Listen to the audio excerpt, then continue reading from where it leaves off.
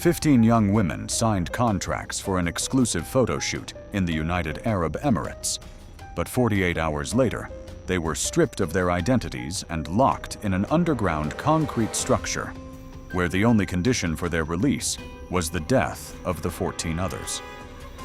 This illegal operation, organized for the entertainment of 60 anonymous spectators, resulted in the deaths of 93% of the participants before international law enforcement agencies even knew of the facility's existence. The story, which was later codenamed Project Sand Cage in Interpol files, did not begin with a kidnapping in a dark alley, but with a flawlessly designed corporate proposal. In early 2023, the Dubai Elite Models Agency appeared online. The organization's digital footprint was professionally created: an active website with a portfolio, verified social media accounts, positive reviews from bots imitating real models, and a legal address in a prestigious business district of Dubai. The investigation revealed that the domain was registered through Panamanian servers, and hosting payments were made through mixed cryptocurrency transactions, making it virtually impossible to trace the ultimate beneficiary at the initial stage. The agency did not conduct mass castings. Scouts, working remotely and often unaware of the employer's true purpose, contacted girls from economically unstable regions on a selective basis. The priority was countries in Eastern Europe, Southeast Asia, and Latin America. The main selection criteria were not only appearance, but also social vulnerability, the presence of debts, the need to support large families, or the desire to quickly leave their homeland. One of the first to receive an invitation was 22-year-old Daria, a former athlete from Ukraine, whose boxing career was cut short due to injury and lack of funding. She, like 14 other candidates, was offered a contract worth $50,000 for a week's work. The conditions included a photo shoot for a jewelry catalog and participation in a private show for private investors. To verify the seriousness of their intentions, the agency sent each girl an advance payment of $2,000 and business-class airline tickets. This financial gesture lulled the participants into a false sense of security. The lawyers that some of the girls consulted to review the contract found no obvious signs of fraud in the documents. The papers were competently drafted in accordance with international law, with the exception of one clause on complete confidentiality and the transfer of all rights to video and photo materials to the client. The guest list also included Isabella from Brazil, who worked as a waitress in São Paulo, Lien from Vietnam, who was trying to pay for her mother's medical treatment, and Elena from Romania, a medical college student. A total of 15 girls were selected. None of them knew about the existence of the others until they met at the airport. On November 4th, all the participants arrived at Dubai International Airport. The logistics of the operation were arranged so that the girls would not cross paths with ordinary tourists. They were met at the aircraft steps by employees in company uniforms and taken through the VIP terminal, where passport control was expedited. Border stamps were affixed, but as it later turned out, the entry data was not entered into the centralized database of the Migration Service. This indicates a high level of corruption and the presence of accomplices within government structures. Tinted SUVs were waiting for them at the exit. The drivers, hired through front companies, had strict instructions not to talk to passengers, to lock the doors from the inside, and to follow the route that was transmitted to their navigators in real time. The girls were told that the filming location was in an exclusive oasis in the desert, far from the hustle and bustle of the city, to ensure the best natural lighting and privacy. The motorcade headed south towards the Rub al Khali Desert. After 3 hours of driving on the highway, the cars turned onto a dirt road leading deep into the dunes. Mobile communication was lost about 50 kilometers after leaving the highway. Upon arrival, the girls saw what looked like a temporary film production camp: large tents, generators, lighting equipment. They were greeted by a man who introduced himself as the assistant producer.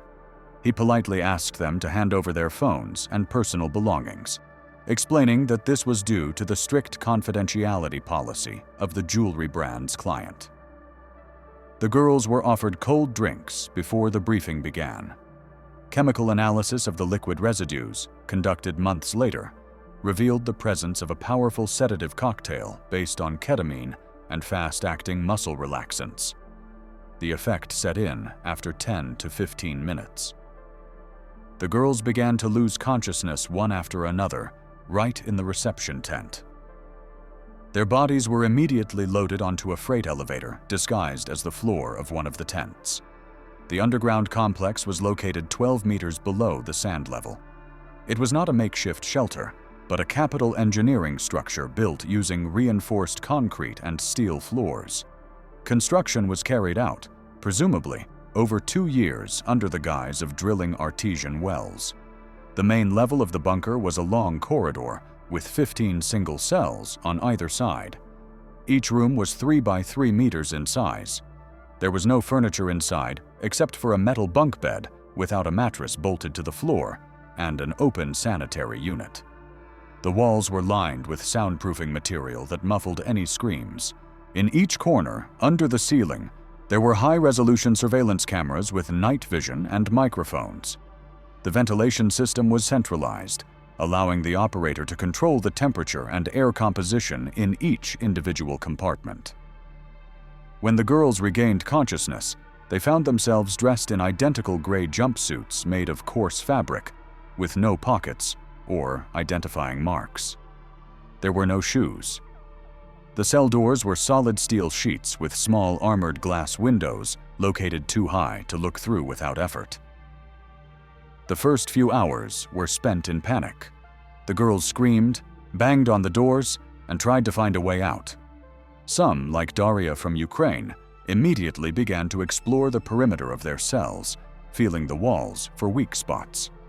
Others, like Lien from Vietnam, became hysterical, screaming at the top of their lungs. The soundproofing was not perfect. They could hear the muffled cries of their neighbors, which only increased the psychological pressure.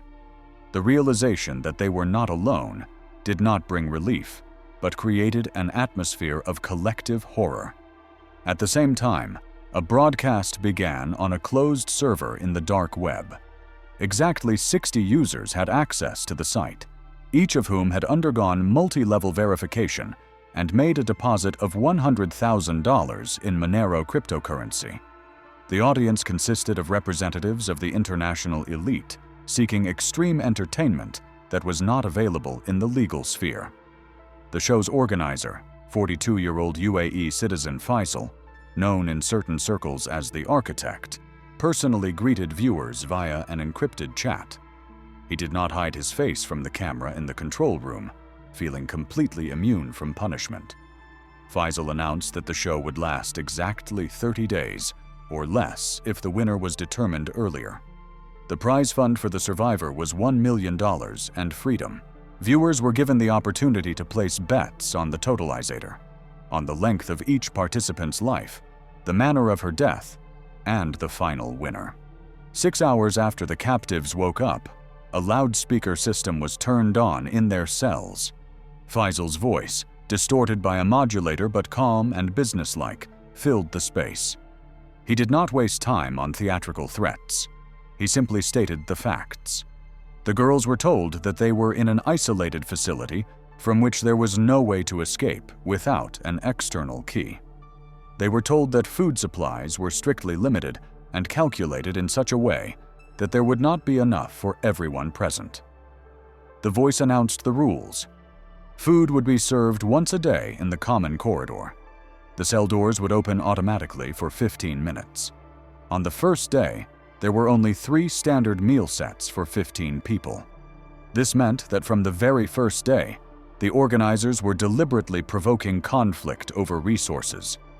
Faisal ended his speech with the phrase, "Only one will survive. The rest will become part of history." After that, the speakers turned off, plunging the bunker into silence, broken only by the hum of the ventilation system. The first day passed without food or water. The temperature in the cells was maintained at a comfortable 22 degrees, but the lights did not turn off for a second. The bright LED lamps blinded their eyes, preventing them from sleeping. This was the first stage of sleep deprivation, a classic method of suppressing willpower used by special services. Viewers watched the victim's behavior on monitor screens. Daria tried to do physical exercises to stay warm and keep her mind clear. Isabella prayed, kneeling in the corner. Some just lay there, covering themselves with their hands. The psychological state of the group was rapidly deteriorating. The lack of information and sensory overload from the constant light began to destroy their psyche, even before the physical deprivation began. At the 24th hour, a sharp sound like a siren rang out. The mechanical locks on the doors of all 15 cells clicked and opened simultaneously. The doors slowly slid open. The girls cautiously peeked into the corridor. It was brightly lit, the floor covered with tile. In the center of the corridor, equidistant from all the cells, stood a small metal table. On it were 3 plastic containers with protein mix and 3 0.5-liter bottles of water. 15 dehydrated, frightened women stared at this meager ration. Their instinct for self-preservation fought with social norms and upbringing. A heavy pause ensued. No one dared to take the first step. The cameras recorded every micro-movement, every glance.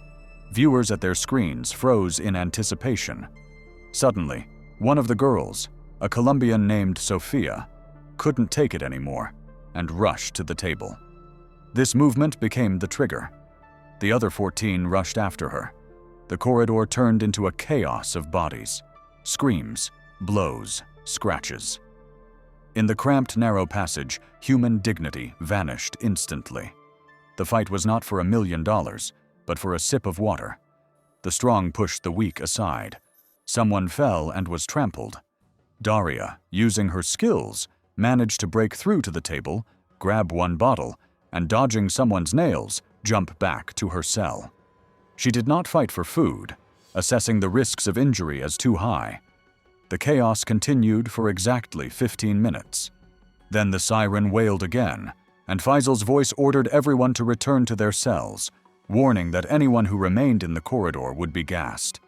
The girls, many of whom were bruised and scraped, some empty-handed, crawled back in terror. The doors slammed shut. The first round of the fight for survival was over, leaving most hungry and all, without exception, broken by the realization of what was happening. Video recordings extracted by forensic experts from cloud storage 2 years later made it possible to reconstruct, minute by minute, the chronology of events that took place in the bunker after the first feeding.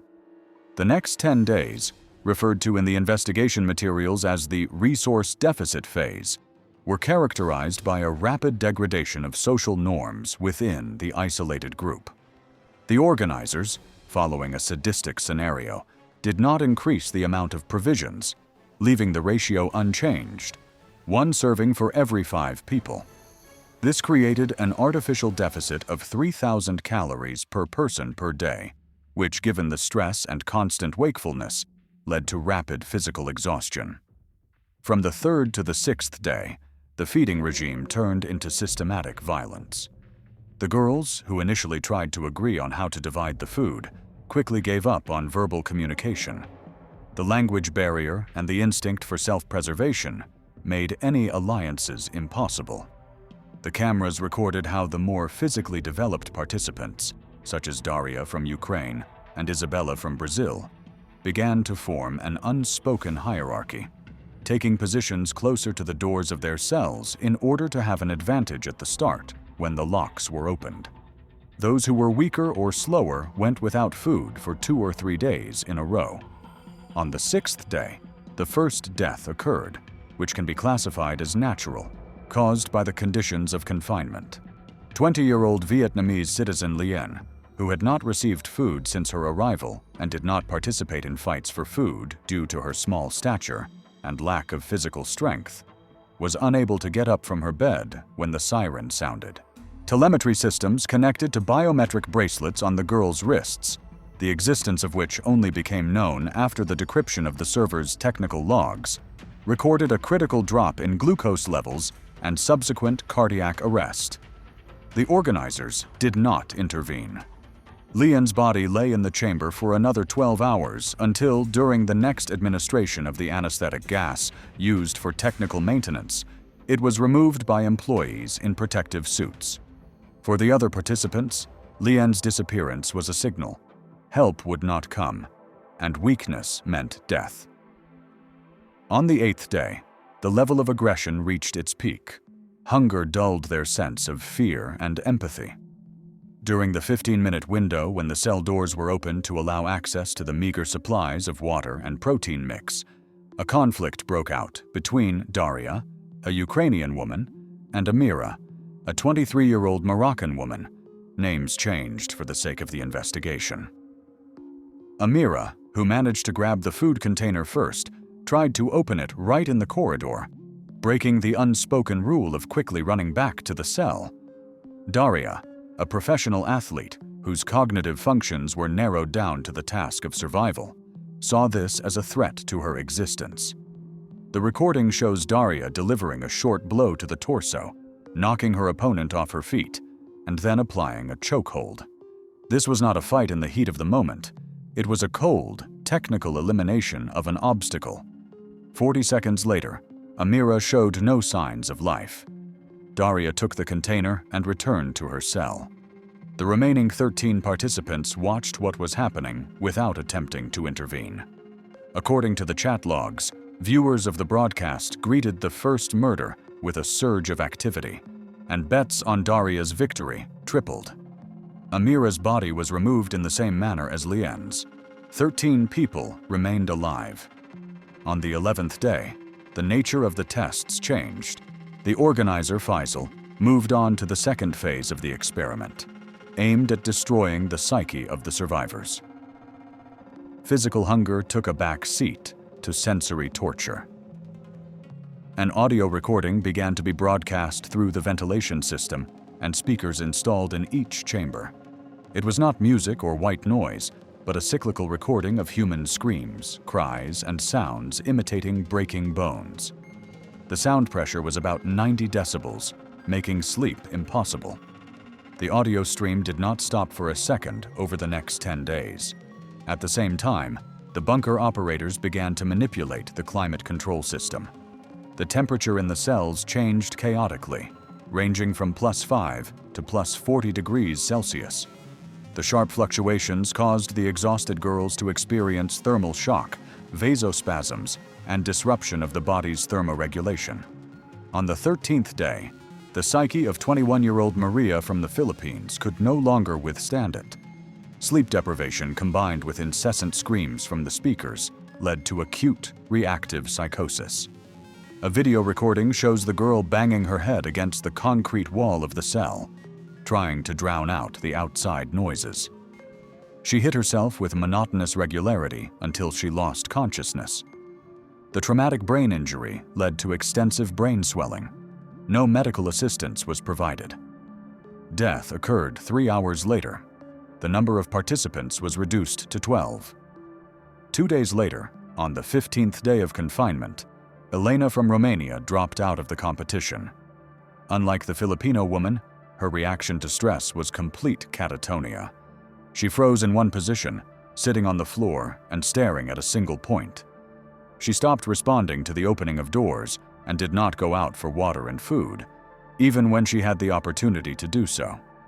Her body, weakened by hunger and temperature swings, shut down her consciousness as a protective mechanism. Elena died of dehydration and heart failure on the 17th day. Her death was quiet and unnoticed by the others, until the smell of decomposition began to spread through the ventilation system, causing the other participants to knock on the door, demanding that the body be removed. The 19th day marked the third death in this phase.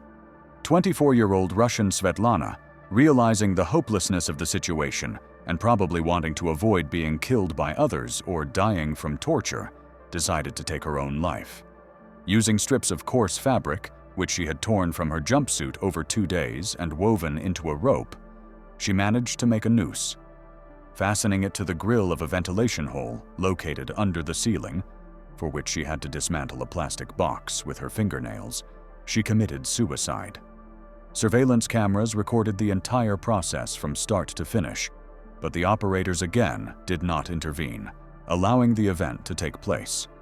For viewers of the show, this became a reason for discussions about weakness of spirit, and Faisal commented on it in a closed chat as natural selection. By the end of the 20th day, 10 girls remained alive. They were on the verge of insanity, exhausted, but those who survived had adapted to the level of cruelty, accepting it as the new norm of existence. On the 21st day, the rules of the game changed dramatically again. Faisal announced the start of a stage he called The Choice. The sound torture stopped, and the temperature stabilized at 22 degrees. For the first time in 3 weeks, there was silence, which seemed deafening after the constant noise.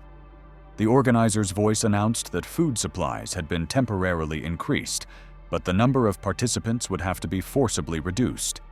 In the center of the corridor, on the same table where food had previously appeared, a complex mechanical device with 5 compartments had been installed. In each compartment lay a disposable syringe filled with a clear liquid. Chemical analysis, later conducted by Interpol experts on the residue on the walls of the discarded syringes, showed that it was a concentrated solution of potassium chloride, a substance used in lethal injections that causes instant cardiac arrest. The conditions of the stage were simple and monstrous. Every day for 5 days, one of the girls had to be executed. The choice of victim was left to the participants themselves. The mechanism was as follows. The doors were opened, and the group had to collectively decide or force one of them to take the injection. If no choice was made within 15 minutes, gas was released into all the cells, and everyone died. It was a variation on Russian roulette, but with social undertones. On the first day of this stage, the 21st day of their confinement, panic gripped the group. No one wanted to die, but no one wanted to be the executioner either. However, the instinct for survival prevailed. The girls, huddled together in a group, pounced on the weakest of the remaining ones, a 19-year-old girl from Moldova. Despite her pleas and resistance, they pinned her down. Daria, who had retained the most physical strength and composure, held the victim's arms while another participant, whose name was not recorded in the reports, injected the contents of the syringe into her vein. Death occurred within 30 seconds. This scenario was repeated for the next 4 days. The psychological barrier to murder was broken. With each passing day, the victim's resistance weakened, and the executioner's actions became more mechanical. The group acted as a single organism, cutting off the diseased parts for the sake of the whole. On the 22nd day, a participant from Colombia was executed. On the 23rd day, a participant from Thailand was executed. On the 24th and 25th days, 2 more girls died. 5 remained alive.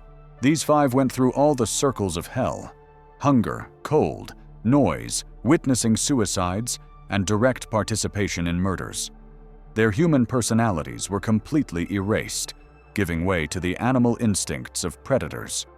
By the end of the 25th day, the bunker was a place saturated with horror and the smell of death, despite the working ventilation.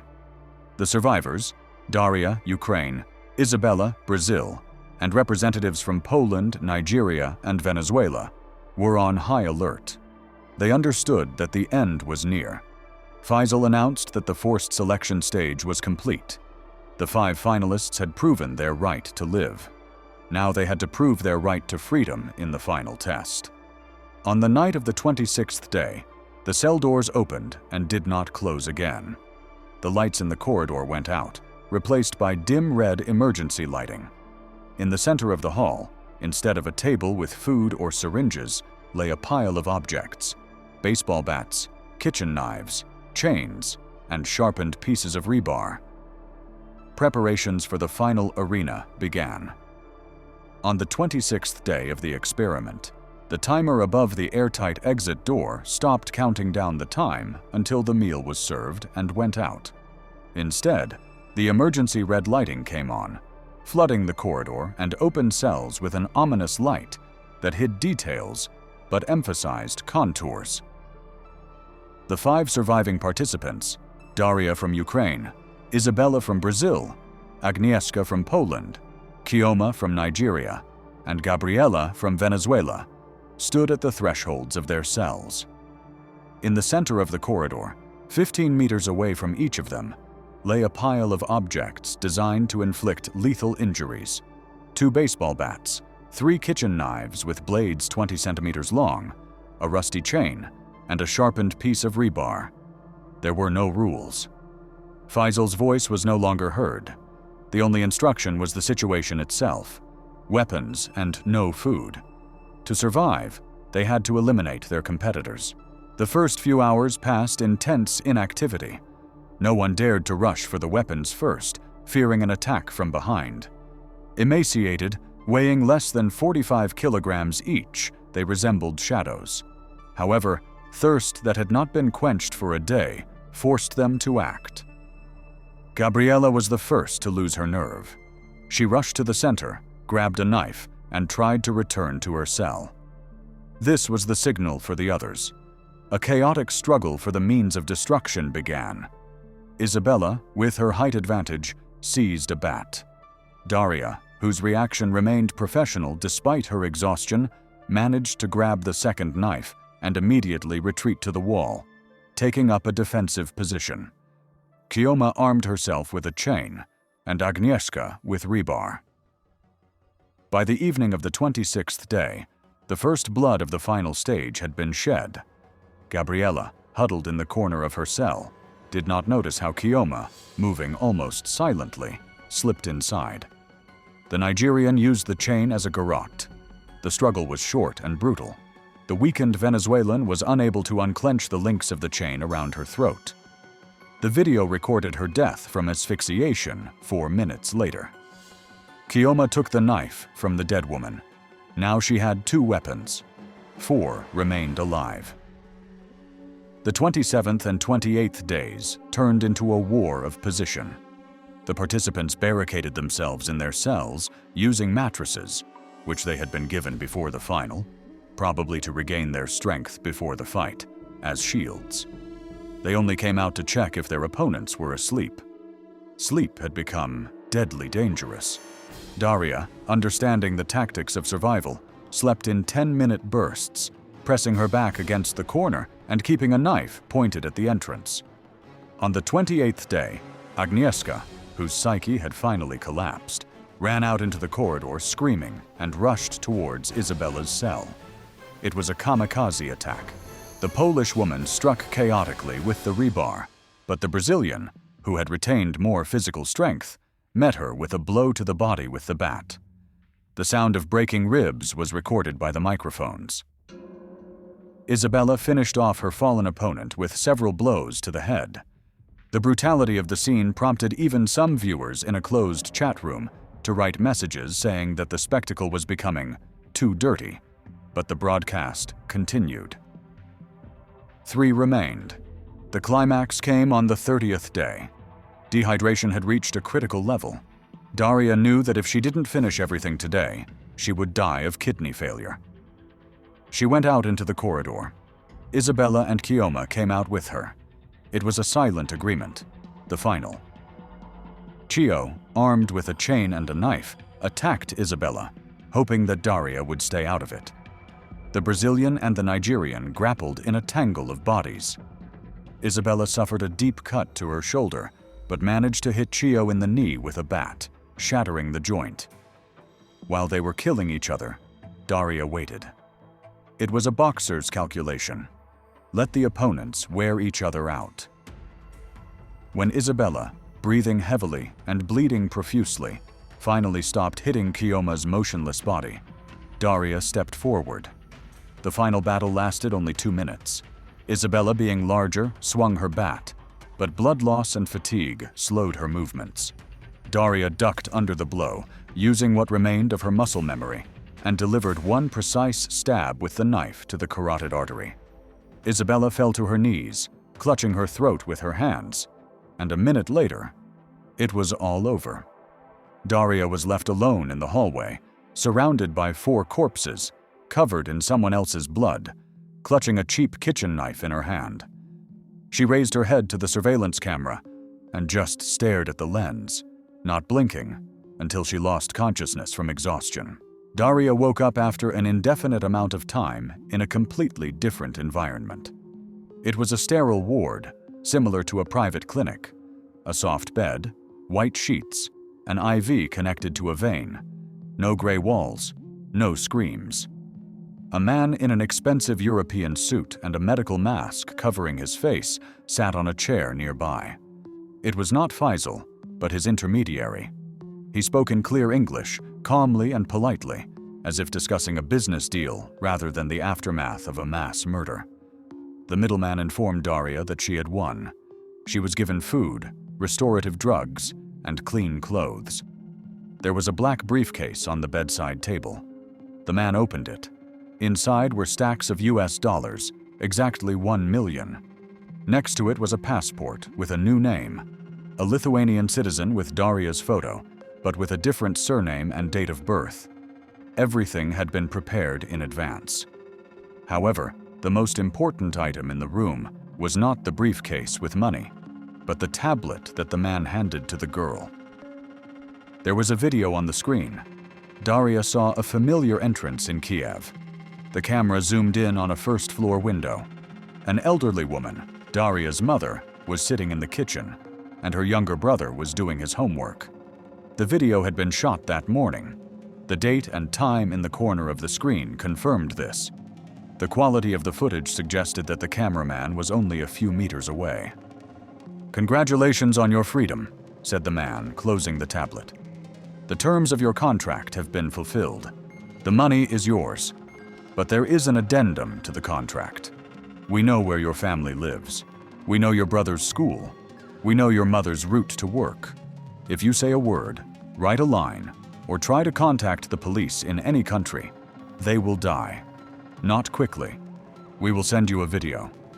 Daria nodded silently. She had no strength to resist, and she knew the threat was real. That same night, pumped full of sedatives, she was put on a private helicopter that took her to a business jet. The plane landed at a private airfield in the suburbs of Frankfurt, Germany. She was dropped off at the entrance to a hotel with a case of money and documents. She was free, rich, and completely destroyed. The next 2 years of Daria's life turned into a gray zone of existence. She did not return to Ukraine. She was afraid that any contact with her family might provoke the observers, whom she now saw in every passerby. Daria settled in a small German town, renting an apartment under a false passport. The $1 million that was supposed to be her ticket to a new life was spent on cheap alcohol and heavy antidepressants, which she bought on the black market. She couldn't sleep without the lights on. She couldn't be in small spaces. Elevators and bathrooms triggered panic attacks. Every night she dreamed of the faces of Isabella, Kioma, and that first girl, Amira, whom she had strangled for food. Her PTSD developed in the worst possible way. She became a recluse, only going out at night to the store. Her neighbors thought she was a crazy immigrant. No one knew that this thin, trembling woman with a dull gaze was the only survivor of a 21st century gladiatorial game. She kept silent, convinced that the system created by Faisal was perfect and impenetrable. But she did not know that any mechanism, even the most expensive one, has weak points, and often the human factor is one of them. The mistake did not happen in Dubai or Germany. It happened in Riyadh, Saudi Arabia. One of the 60 spectators, a young prince from a side branch of the royal family, died of a drug overdose during a private party. The police who arrived at the scene followed protocol and confiscated all electronic devices. Usually, such cases were hushed up, but this time, there was an officer who was not aware of the unspoken rules of elite immunity. He handed the prince's laptop over to the cybercrime department for a standard check. The technician who examined the hard drive discovered a hidden folder protected by a complex biometric password. It took a week to crack it. When the folder was opened, the technician saw neither financial reports nor personal correspondence. There were 30 video files, numbered by day. The Day 1 file began with footage of 15 girls in gray jumpsuits locked in cages. The Day 30 file ended with Daria standing over corpses. It was the complete archive of Project Sandcage, which the late prince had kept as a trophy for his own viewing. Realizing the scale of what he had seen, the technician copied the data to an external drive. He understood that if he reported it to his superiors, he would most likely disappear.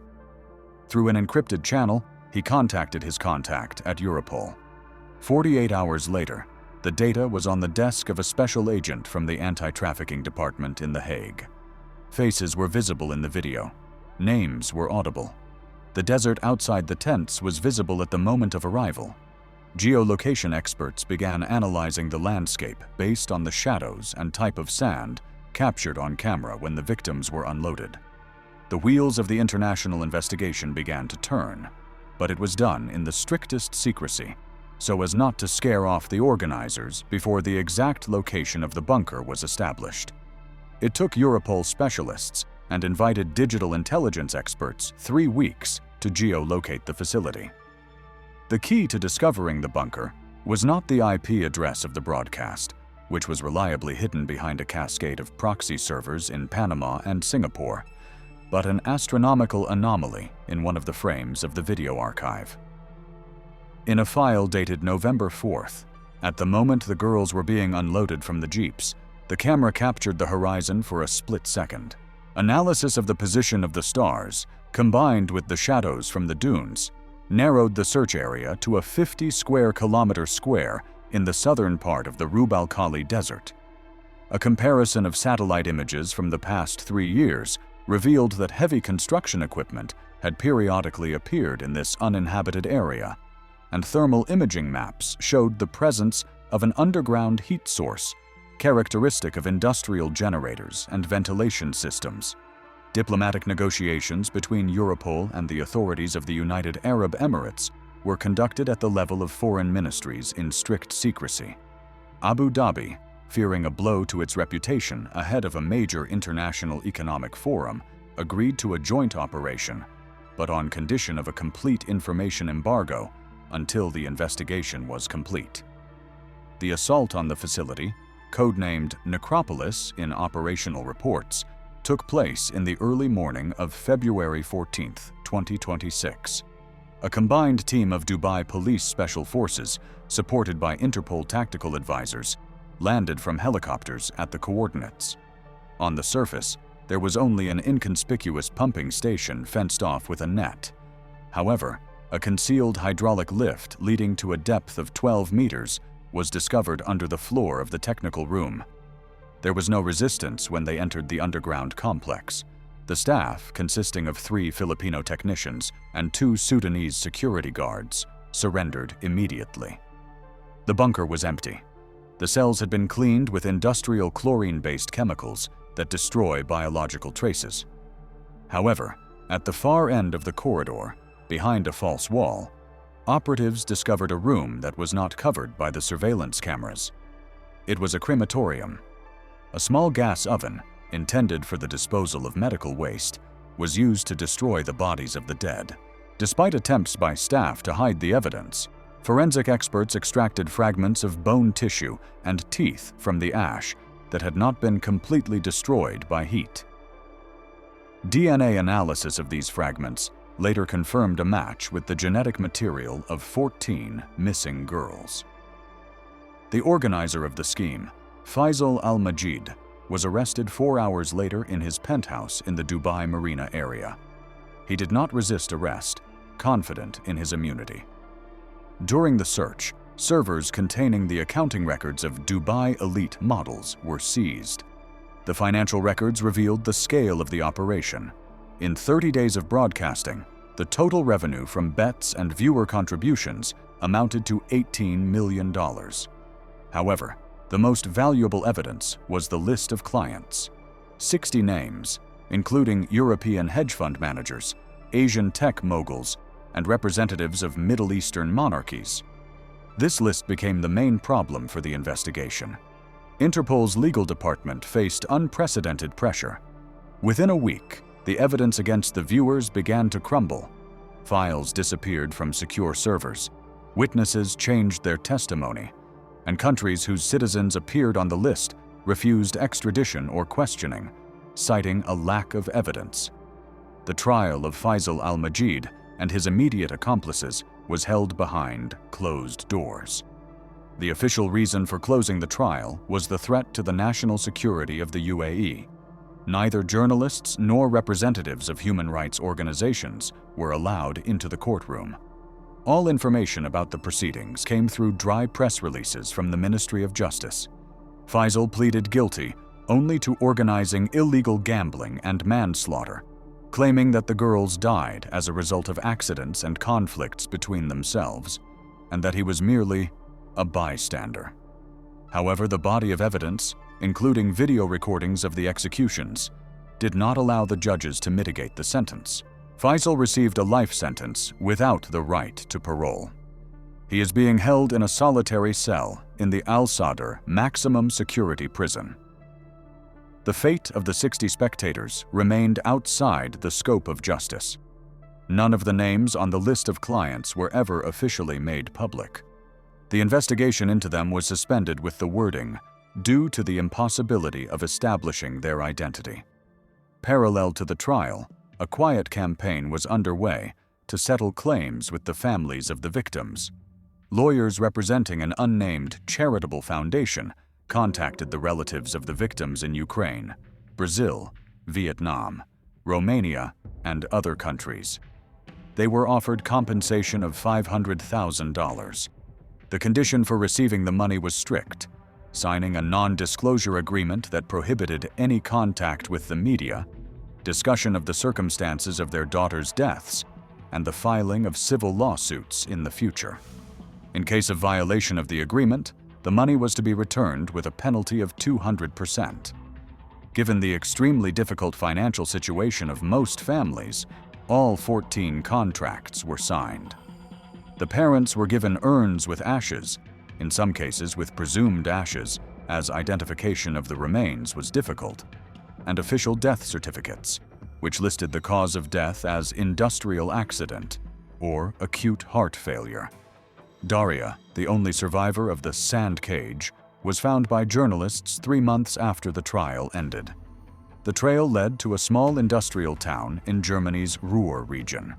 She lived in a basement apartment whose windows were always covered with thick blinds. The meeting took place in complete secrecy. Daria agreed to speak only on condition that her voice be altered and her face hidden in shadow. The 24-year-old woman looked 40. Her hands trembled so badly that she could barely hold a glass of water. Her neck and arms were covered in scars, marks from cuts she had inflicted on herself in an attempt to drown out her emotional pain with physical pain. During the interview, Daria confirmed the authenticity of the video recordings found on the Saudi prince's computer. She spoke in short, choppy sentences, avoiding eye contact. She said that she had not spent the money, the $1 million. It was sitting in accounts that she was afraid to touch, considering it blood money. She lived on welfare and part-time cleaning jobs, trying to be invisible to society. When asked if she felt like a winner, Daria answered in the negative. "There were no winners," she said in a colorless voice, staring at the wall. "Faisal is in prison, but he's alive. The 60 people who paid to watch us kill each other are all free. They eat dinner in restaurants, kiss their children goodnight, and maybe look for a new show. I killed 4 people to survive. I remember the crunch of bones when you hit them with a bat. I remember the smell of blood in a closed room. I left the bunker, but I'm still there.